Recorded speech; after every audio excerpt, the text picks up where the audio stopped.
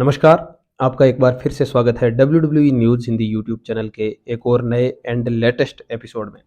दोस्तों, इस एपिसोड में हम बात करने वाले हैं द ब्लड लाइन के पिछले हफ्ते स्मैकडाउन में जो सेगमेंट हुआ उसको लेकर। यहाँ पर इससे WWE को क्या फ़ायदा हुआ, कितनी ज़्यादा व्यूवरशिप हमें देखने को मिली और WWE में एक तरह की इनकंसिस्टेंसी पैदा हो रही है, उसके बारे में हम बात करेंगे। तो पूरी खबर जानने के लिए बने रहिएगा हमारे साथ वीडियो के अंत तक। दोस्तों, WWE में ब्लड लाइन इस वक्त सबसे टॉप पर टीम चल रही है, जिसके बदौलत WWE के अधिकांश व्यूज आते हैं। और यही यहाँ पर हमें स्मैकडाउन के पिछले एपिसोड में देखने को मिला। पिछले एपिसोड में हमने देखा कि ब्लड लाइन का एक सेगमेंट देखने को मिला जहाँ पर रोमन रेंज और जिमी ऊसो आमने सामने आए थे। स्मैकडाउन के पिछले एपिसोड में हमने देखा कि ट्रिपल एच ने रोमन रेंज के 1000 डे का जो यूनिवर्सल चैंपियनशिप रिटेन का सेलिब्रेशन था वो किया था और रोमन रेंज के लिए एक नई यूनिवर्सल चैंपियनशिप बेल्ट है वो लेकर आए। इसके बाद हमें द उसोज और रोमन रेंज का आमना सामना देखने को मिला, जहां पर द उसोज ने रोमन रेंज को बुरा भला कहा और जिमी ऊसो द्वारा रोमन रेंज को नाइट ऑफ चैंपियंस में जो धोखा दिया गया था उसको सही बताया गया। और साथ ही सोलो सिकोआ को यह वार्निंग दी गई थी कि रोमन रेंज उनका यूज कर रहे हैं और जब वे यूजलेस हो जाएंगे तब रोमन रेंज उन्हें बाहर फेंक देंगे। लेकिन सोलो सिकोआ का इस पर कोई असर नहीं हुआ और उन्होंने अपने ही भाइयों द उसोज पर हमला किया और रोमन रेंज का साथ दिया। उन्होंने कहा कि मैं द ट्राइबल चीफ को एक्नॉलेज करूंगा। तो दोस्तों, ये स्मैकडाउन का सबसे खास मोमेंट था और इसी मोमेंट का दर्शक और पूरे WWE यूनिवर्स इंतजार कर रहा था।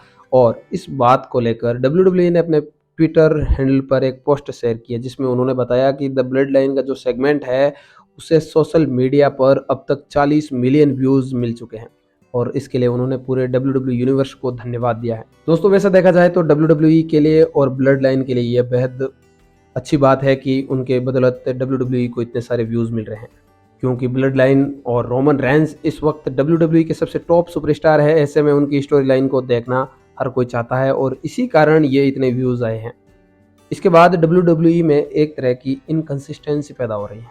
दोनों ब्रांडों के बीच जो दरार है वो और ज़्यादा गहरी होती जा रही है, क्योंकि हम देख रहे हैं कि स्मैकडाउन की व्यूवरशिप है लगातार बढ़ रही है, जबकि रॉ ब्रांड की व्यूवरशिप है वो काफ़ी कम हो चुकी है और उसकी लोकप्रियता भी कम हो चुकी है। इसका मेन कारण यह है कि द ब्लड लाइन और रोमन रेंज का स्मैकडाउन में होना और रोमन रेंज और ब्लड लाइन का WWE यूनिवर्स में पूरी तरह से डोमिनेंस होना। इसके बारे में कई रेसलिंग जानकारों ने बात की है और चिंता जताई है कि रॉ ब्रांड की व्यूवरशिप का इस तरह से कम होना वाकई में WWE के लिए चिंता का विषय होना चाहिए। उन्हें वहाँ पर कुछ नए एक्सपेरिमेंट करने चाहिए ताकि रॉ और स्मैकडाउन ब्रांड को एक बार फिर से बराबर किया जा सके। दोस्तों, इसके साथ ही अनोई फैमिली के सदस्य रिकीशी ने इस बात को लेकर प्रतिक्रिया दी है। रिकीशी ने लिखा कि ब्लड लाइन का ये सेगमेंट WWE के बिजनेस के लिए बहुत अच्छा है और नंबर से वो कभी झूठ नहीं बोलते हैं। यानी कि उन्होंने ब्लड लाइन की WWE में अपनी इम्पोर्टेंस को लेकर बात की है कि किस तरह से अनोई फैमिली का योगदान पूरी WWE को चलाने में दिया जा रहा है। देखा जाए तो उनकी बात एक तरह से सच्ची है, क्योंकि पूरा WWE इस वक्त रोमन रेंज और उनकी टीम द ब्लड लाइन पर काफ़ी हद तक निर्भर कर रही है अपने व्यूज़ के लिए। रो और स्मैकडाउन ब्रांड के बीच जो इनकंसिस्टेंसी पैदा हो रही है उसको लेकर विंस रूसो ने अपना ओपिनियन शेयर किया है। उन्होंने कहा कि रो और स्मैकडाउन ब्रांड में इस तरह की जो इनकंसिस्टेंसी पैदा हो रही है उसके पीछे का बहुत बड़ा कारण है रोमन रेंज का WWE में डोमिनेंस। यहाँ पर हमने देखा कि रोमन रेंज WWE के लिए कितना इंपॉर्टेंट है। उन्होंने कहा कि इतना इंपॉर्टेंट तो ब्रॉक लेसनर भी नहीं बन सके थे WWE के लिए। फिलहाल के लिए देखा जाए तो यहाँ पर ऐसा कोई भी सुपरस्टार नहीं है जो रोमन रेंज का मुकाबला कर सके। उन्होंने कहा कि रो ब्रांड के साथ यही एक प्रॉब्लम है कि वहाँ पर कोई भी सुपरस्टार डोमिनेंट नहीं है। अगर रोमन रेंज को WWE की पूरी इक्वेशन से बाहर निकाल दिया जाए तो वहाँ पर कोई भी ऐसा पर्सन नहीं बचता है जो WWE को पूरी तरह से डोमिनेट कर सकता है। रो ब्रांड में उन्होंने कहा कि पूरी तरह से कॉम्पिटेंस है, जहाँ पर हार और जीत ही मायने रखती है सिर्फ, बाकी